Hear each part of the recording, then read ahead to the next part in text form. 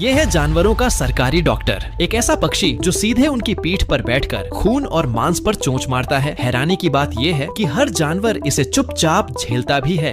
ये है ऑक्स पैकर बर्ड, जो दूसरे जानवरों के नाक, कान और बाकी बॉडी पर लगे कीड़े मकोड़े और पैरासाइट्स वगैरह को साफ करने का धंधा करती है, जिससे दोनों पार्टी का फायदा हो जाता है। लेकिन धंधे के खातिर कभी कभी इसे घायल जानवरों के ऊपर भी काम करना पड़ता है, जिसमें ये जानवरों के सड़े गले जख्म तक साफ कर देती है। उससे इन्फेक्शन भी नहीं फैलता और पक्षी का मोटा फायदा भी हो जाता है।